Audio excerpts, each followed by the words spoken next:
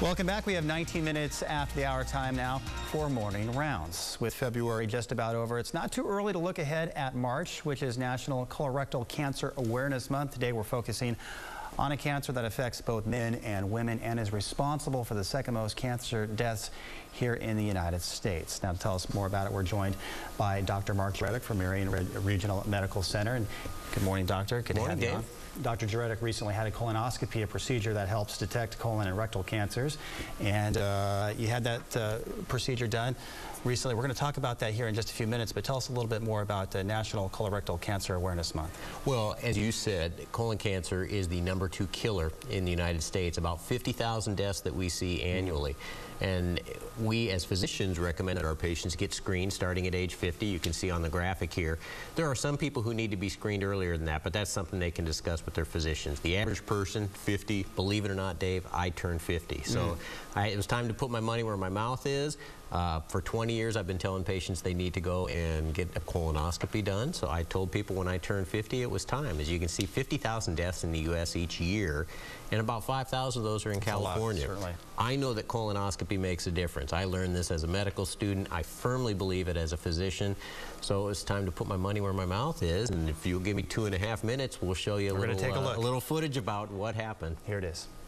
Well, colon cancer is a serious problem in this country. It's the #3 cancer killer of all adults, male and female. And we have an excellent screening test, which the colonoscopy is the best test in my opinion. Unfortunately, colon cancer does not give you significant symptoms. A lot of people, it has a myth about it, says, oh, I don't have any symptoms, why should I worry about it? Unfortunately, that's not true. Colon cancer could be a silent killer.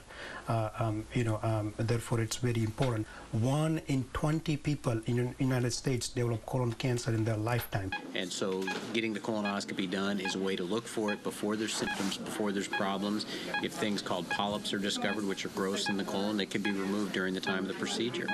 They told me exactly what was going to happen. They told me they were going to put an IV in, start some fluids, check my vital signs, so everything's been exactly what they told me it was going to be.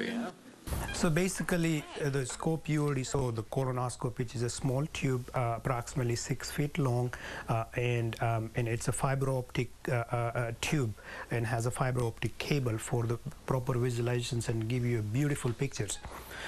In order to move through the colon, which at times is quite torturous, we use a knob which gives us a turn right and left. The small knobs give us the right and left, and big knobs give us up and down arrows.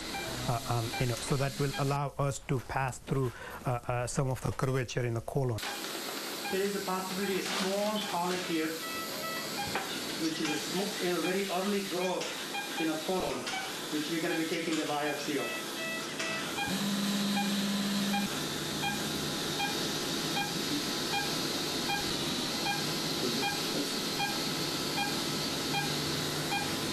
So if you look at this film right here, there is a very small polyp, right? It's just look like a small growth, just raising barely above the surface. That's how the polyps are. And this looks like a very flat polyp. Luckily, this looks like a benign kind of the polyps by looking. But still, we're going to send it to microscope, to the lab, and process it and make sure there is nothing serious going on. Growths called polyps are very common. The whole point of doing this test is to look for those growths. That polyp was removed during the procedure. It will be sent to the lab to have the pathologist review it. I'm sure I'll get a report from Dr. Vajani within a week or so, and I'll report on that test when I'm live in studio.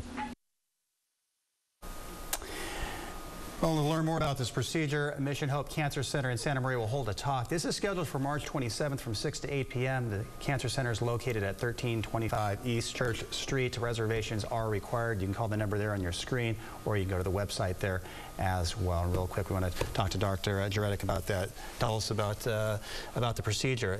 I assume everything, I shouldn't assume, everything's okay for you. Everything is okay. Okay, the biopsy on the polyp was absolutely inconsequential. I don't have to do my next colonoscopy colonoscopy for 10 years, which is the best answer you can get. You know, things I would tell people who haven't done it or are considering doing it. Number one, I did not feel a thing. They put an IV in my arm.